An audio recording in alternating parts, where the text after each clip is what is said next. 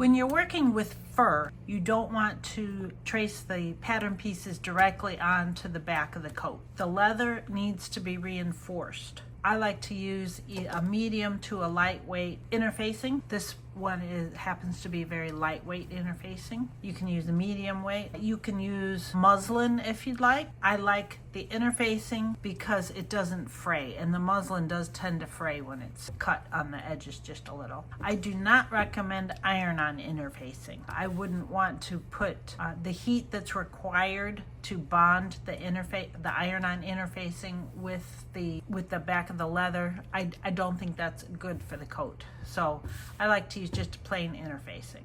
And what I'm going to do, this is the way I do it. Other people might do it a little differently, but I am going to trace each of my pattern pieces out onto the interfacing and then use a glue stick just to temporarily stick the interfacing to the back of the leather, and that'll just hold it in place until it gets stitched together. Now, as I'm drawing my pattern pieces onto the interfacing, first of all, my Sharpie might bleed through the interfacing, so I'm going to put something on my table, like in this case I'm using this piece of cardboard, and I'm going to draw my pieces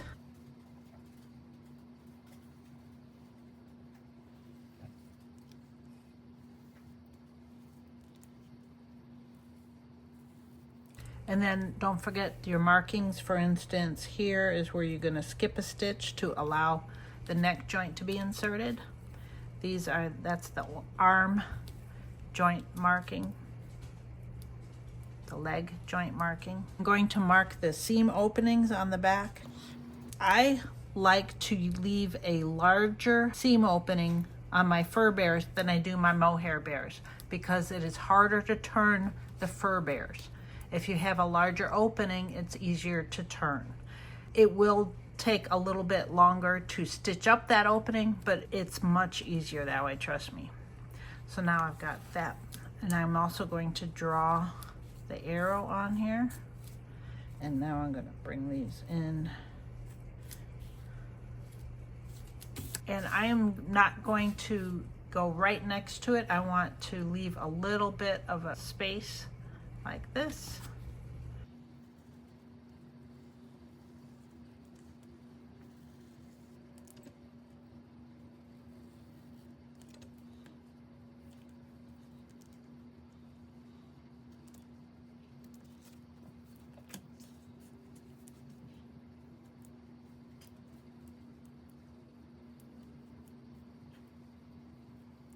And then I'm going to draw the rest of the pattern pieces on the interfacing.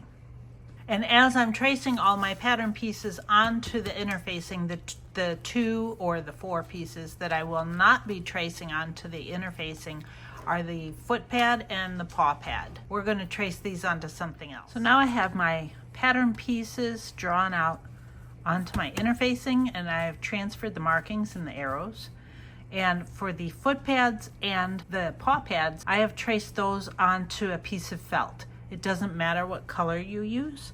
This is going to be backing for the liner. We're going to use the lining of the coat for the paw pads and the foot pads. But because the lining is fairly thin, I want the felt to help strengthen it. This is just how I do it. If you want to cut it out along the lines here, you can do that. But what I do is I cut the pieces out roughly with a little bit of a border. Not too big of a border, but you see it's about 1/4 of an inch.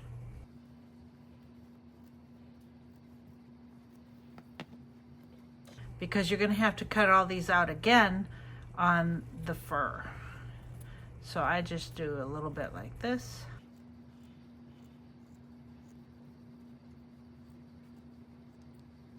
And you can cut all of these pattern pieces out that way. I will cut these pieces out exactly on the line though, for the paw pad and the foot pad.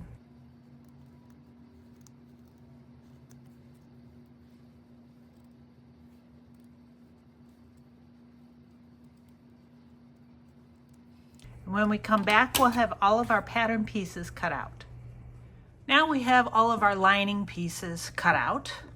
You can see I've got the pattern pieces of the bear that are on the interfacing. I have them cut out with just a little bit of a border around. And then I have the paw pad and foot pad pieces cut out on the felt. I have them cut out all the way.